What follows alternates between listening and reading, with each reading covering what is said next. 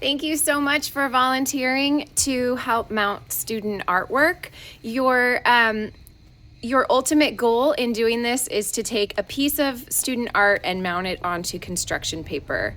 This is generally the same for all classes. There is a difference in how we're labeling the art. UTK through first will have their names printed in the bottom right-hand corner of the construction paper mount.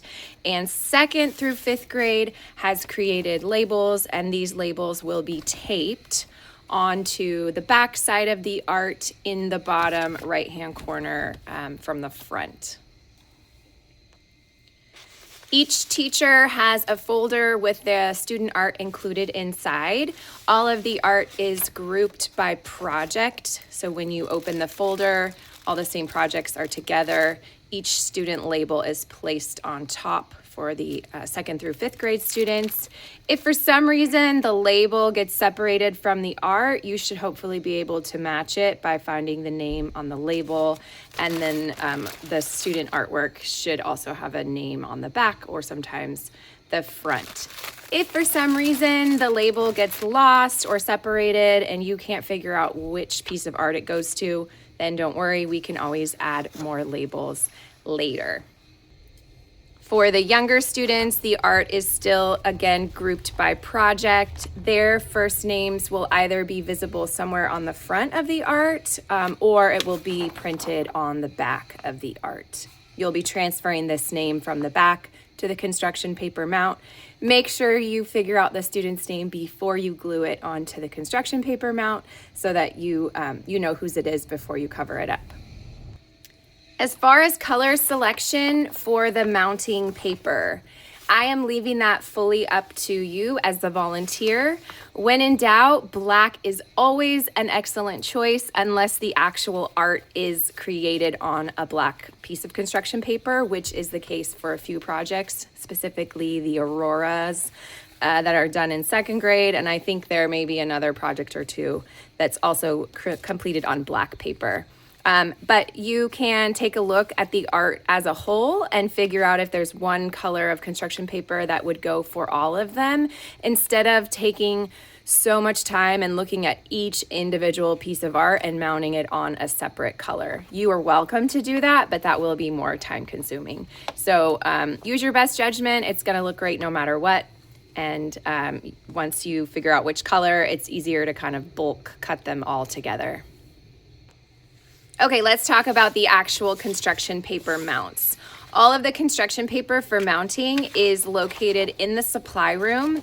There are two sizes, this large size of construction paper, as well as the half sheets of construction paper. You'll be using both of these.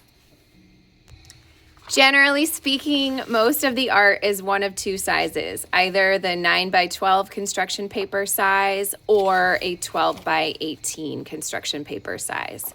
Let's start with the 9x12. If you're mounting 9x12 art, then you will use these half sheet of construction paper.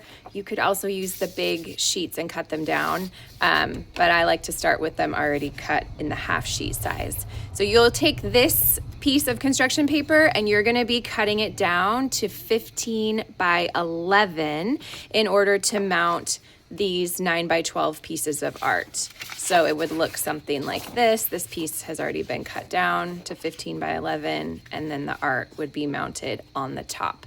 This gives us a roughly 1-inch border all the way around the art. You'll be gluing using white glue, just a little bit of glue in each of the 4 corners on the smaller pieces of art. And you just eyeball to get it in the center. You don't need to measure. Some of the papers aren't cut perfectly square, so you're not going to be able to get it perfect, but just eyeball it as best you can. For the larger 12x18 pieces of art, you're going to start with this large sheet of construction paper and you'll be cutting it down to 20x14. So that will give us a piece of construction paper that looks like this. And then you can mount the 12 by 18 art onto this size, and then that will give you again, the same roughly 1-inch border around the edges. You'll still be using the white glue to add glue to each of the 4 corners, but on these bigger pieces of art, you may also need to add a little bit of art in the glue in the middle to keep the art from lifting up in the center. About the paper cutting. This is a small paper cutter. It's what I have in my classroom, but the large size paper cutter that you need for these big cuts on the large construction paper is located in the supply room. I have found that I can cut no more than 4 pieces of construction paper at a time, and some of the construction paper is a better quality, so it's thicker, and you might be safer with cutting only 3 pieces at a time. You can tell right away when you pick it up. And then just kind of a note on that paper cutter down in the supply room. When you go down to slice, I find it super helpful if you push the paper cutter towards the blade to kind of really make sure you're getting that sharp cut. I think it's a little loose or something. I'm sure it's had tons of use over the years. And so if I just go straight down, sometimes it folds the paper rather than actually cutting it. It'll probably happen to you at least once and you'll understand what I'm saying, but super helpful to know in advance that you want to pull the handle towards the paper cutter or to your left as you slice down, and that will give you a nice clean cut when you're cutting on the paper cutter. There's also a medium size paper cutter in the office workroom area that will work for the construction paper, the half sheets of construction paper, but it won't make the 20-inch cut on this big one. You do need the one in the supply room. This next bit of information only applies to those of you who are mounting 3rd grade art. The 3rd graders have these pelicans that move, the beak opens with fish inside. So these can't be glued onto the construction paper. Instead, they'll be stapled. So you can staple around the edges. And then when you get up near the head, you'll just want to be careful that you're not stapling anywhere in this area to interfere with the movement of the beak. So you can staple around the head and then maybe one staple somewhere along this side. Okay, I'm going to show you exactly how to mount the primary art. Actually, the mounting part is the same no matter the grade. So I'm just adding a little bit of glue in the corners and kind of spreading it out as I go. This student's art, name of the art is on the front, so I don't see their name on the back, so I'm not worried about making sure I see the student's name. Then I'm just centering it, and if you flip the art over once you add the glue, then you can rub it nice and flat from the back side, and if it's slightly off, you can move it.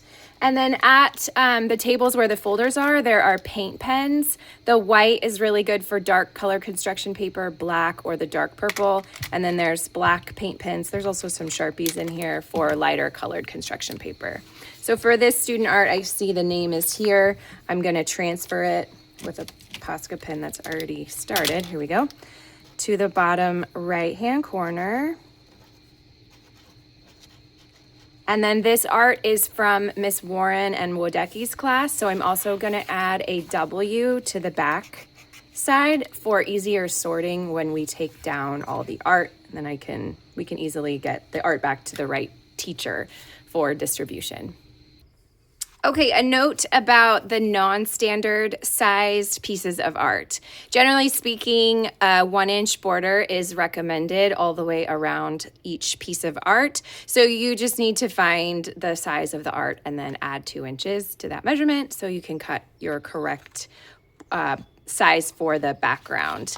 There are a lot of watercolor art projects on this really thick watercolor paper that is 8.5 by 11, and I think it is totally fine to use the same 15 by 11 inch cut paper to mount these projects. It will give them a border slightly larger than 1 inch, but it's allowing you to cut everything the same size to kind of assembly line a little bit easier. For the second through fifth grade projects, you will see once you mount the art, you're going to add the label. There is some art that's already mounted, but you still do need to add the label. There's also some art that it doesn't matter which way is right side up. If it really matters and it's hard to tell, I have added a note that says this way up. Otherwise, it should be obvious, or it doesn't matter. So you'll flip this over. And again, it's helpful if you add the teacher's first initial or full last name. This is from Miss Lolly's class, so I'm adding an L. And then I'm going to be taping this label to the back. I'm taping it to the bottom left-hand corner. So when I flip it over, it will be on the bottom right-hand corner, like this. When you are done mounting and labeling all of the artwork, it's all gonna go back inside this folder. As long as you don't add the glue too close to the edges, you can put it right back in the folder without waiting for it to dry. Just be super careful that there is no leaking glue. Obviously, we don't wanna glue everyone's art together. Hopefully that answers all of your questions and gives you a good base to start working on all of these beautiful pieces of art. Thank you for volunteering your time to help our students put on a successful art show. If you have any questions or comments or want to talk something through with me, please do not hesitate to reach out. My phone number is in the Sign Up Genius, and I'll tell it to you here as well if that's helpful. 619-944-8880.